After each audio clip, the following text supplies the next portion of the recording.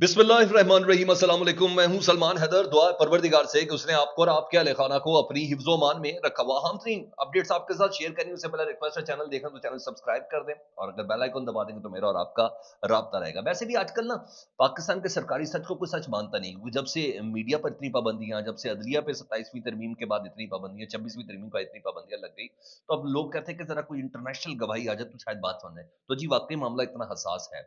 Arab News बता रहा है जी, पाकिस्तान में हालिया ये जो ऑपरेशन तीरा में इस वक्त हो रहा है जी, जिसका बाकायदा तौर पर आगाज हो चुका है। अरब न्यूज के मुताबिक, अरब न्यूज के रिपोर्टर्स ग्राउंड के अंदर गए जी, और उनके मुताबिक तकरीबन 20,000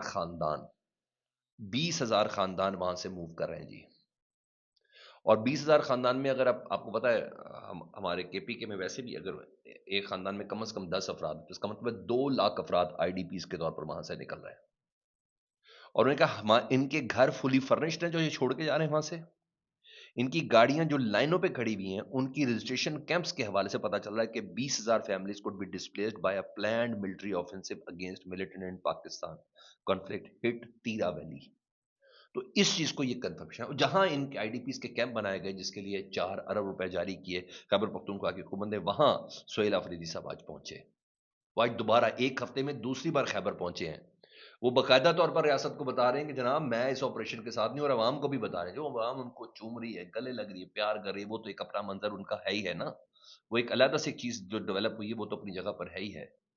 मगर जिस तरीके से अवाम उनको रिसेप्शन करिए, तहसील 12 पहुंचे जी खैबर की जी। और एक हफ्ते में खैबर का उनका दूसरा दौरा है। ऑपरेशन मुतासिन के लिए जो कैंप बना है उधर पहुंचे हैं। इन्होंने लोगों की सबसे पहले जो बात की बात मैं बताता हूँ, तहसील बाड़ा का दौरा किया, ऑपरेशन मुतासिन से उन्होंने मुलाकातें की, मसाइल सुनकर उनका हल भी निकाला और साथ साथ गुफ्तगू भी की। मैंने कहा लोगों का इस्तकबाल, यानी लोगों के अंदर उनका एतमाद है कि भाई ये सुहेल आफरीदी जो है ना, ये ऑपरेशन का में नहीं, सिर्फ हमें रिलीफ देने आया है, क्योंकि बात बंदूक से नहीं है, कलम के साथ कर रहा है। और यही सुहेल आफरीदी ने कई जगह पर बोला भी ना, कई जगह पर उन्होंने बात बोली। उन्होंने कहा बंदूक की नोक पर जबरदस्ती हमें सारे घरों से निकालते हो, लेकिन हम तो बंदूक नहीं उठा सकते। बंदूक की जगह अपनी कौम को कलम देंगे। आप लोगों की जंग मैं लड़ूंगा, ये उन लोगों से खिताब करते हुए उन्होंने बोला। बड़ा डोगरा मुतासिन कैंप में। और इसी दौरान उन्होंने मुख्तलिफ गुफ्तगू भी की, वो भी मैं आपके साथ शेयर करता हूँ। लेकिन इस गुफ्तगू के दौरान सुहेल अफरीदी साहब ने एक जगह पे बोला, इतने ऑपरेशन करने के बाद अगर दहशतगर्दी खत्म नहीं हुई तो मतलब आपकी पॉलिसी ठीक नहीं है। ये दूसरी बार ऑफर किया है। लेकिन इतने ऑपरेशन करने के बाद अगर दहशतगर्दी खत्म नहीं, तो इसका मतलब है आपकी पॉलिसी ठीक नहीं है।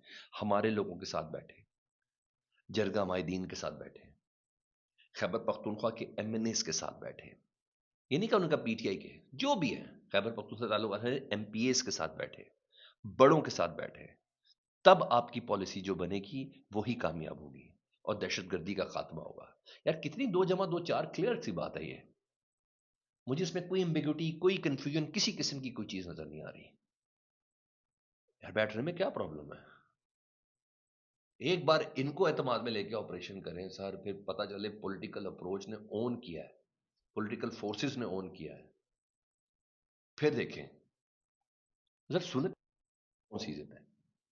बहरहाल अभी तक तो जो रिक्वेस्ट की है कोर कमांडर पेशावर की, कि जनाब वो हमसे आके मुलाकात करें, हमें ब्रीफ करें इन कैमरा, ताकि पता चले हालात क्या हैं, एक्चुअल हालात क्या, ऑपरेशन कहाँ हो रहा है, क्या चीज़ है। अभी तक वहां भी कोई पोजीशन नहीं बनी है।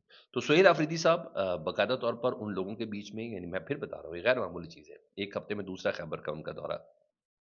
वो बता रहे हैं कि जनाब मैं इन लोगों के साथ हूँ, ऑपरेशन के हक में नहीं हूँ, मैं इन लोगों की हेल्प करने के लिए पहुंचा हुआ हूँ।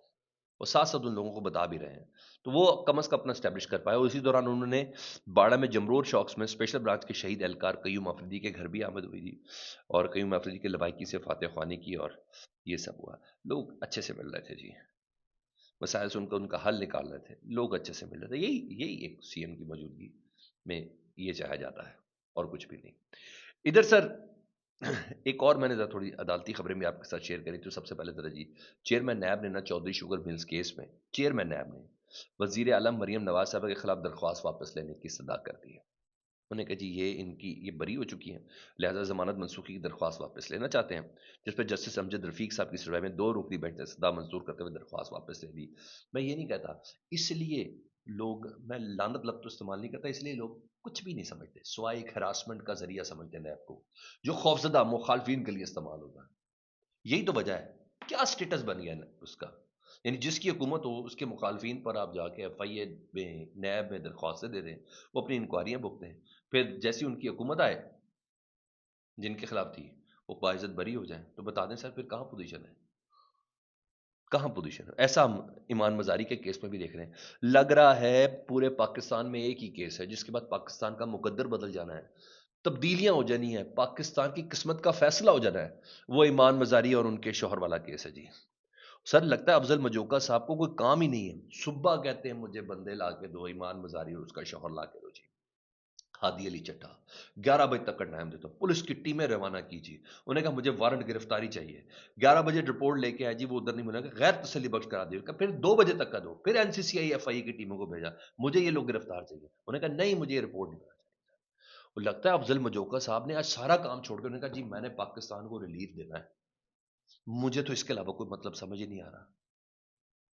یہ آپ عدالت کی کاروائیاں چیک کریں جی، ایک کے بعد 2 بجے تفصیلی رپورٹ نہیں ہوا، پھر پتا چلا جی اچانک سے بار بار پولیس اہلکاروں سے او کیا میں سمجھ نہیں، اتنا پرسنل ہو جائے کوئی بندہ، اتنا پرسنل ہو جائے، حالانکہ وہ پیش ہونا چاہتے ہیں، وہ کہہ رہے ہیں بھائی پہلے یہ تو مجھے راداری ضمانت تو دیں، انہوں نے کہا جی میں نے آپ کے وارنٹ گرفتاری جائے کہ میں حق ہی نہیں رکھتا اب ضمانت دینے کا، تو پھر وہ چلے گئے ہائی کورٹ میں روٹین میں بھی ہو تو آج کیس لگنا تھا، تو پھر وہ لگا، آج جیسے اعظم صاحب مستقل ہوا نا، تو آج انہوں نے باقاعدہ حلف بھی لیا، تو اعظم صاحب آئے، انہوں نے کہا جی ایمان مزاری صاحب کا کیس، انہوں نے کہا اگلے 24 گھنٹے تک اس کو کوئی اس کی ضمانت لیتا ہوں میں جی، راہداری ضمانت ہے، اگلے 24 گھنٹے تک ان کو گرفتار نہیں کرنا، مگر یہ ایسے نہیں، پوری جنگ و جدل چلتی رہی ہے سارا دن، وکلا کا پریشر ہر طریقے سے ہائی کورٹ کے اندر، تب جا کے سماعت کے لیے مقرر ہوا جی، بس اتنی جلدی میں نے کہا کہ 24 گھنٹے کی راہداری ضمانت ہے، اب ان کے گھر میں کوئی چھاپے چھاپے کسی نے نہیں مارنے، سیدھا آ جائے میرے پاس کل، میں ان کا یہ کیس سنوں گا۔ مگر افضل مجوکا صاحب تو اتنا پرسنل ہو گئے، میں نے کہا ایسا لگتا ہے پاکستان میں یہ کیس ہے جس کے بعد شاید پاکستان کی تقدیر ہی بدل جانی، اس طریقے سے پرسنل ہوئے ہیں افضل مجوکا صاحب، اور گھر کے سرچ وارنٹ تک کا حکم دے دیا یار، کیا بات ہے یار، یہ کوئی بھاگ رہے تھے کیا تھے؟ لیکن بہرحال یہ میں نے اپنی ہاں ادھر علیمہ خان صاحبہ دہشت گردی کی عدالت میں پیش، انہوں نے حاضری لگوائی، گفتگو شستہ درخواست، وہ بھی وہاں سے وہ لوگ بھی چلے گئے، یہی ہوا جی۔ اور پھر جیسے اعظم خان صاحب نے کہا ہے، انہوں نے کہ 1 دن کی ضمانت دیتا ہوں، کل میرے پاس آ جائے گے لوگ۔ اچھا جی،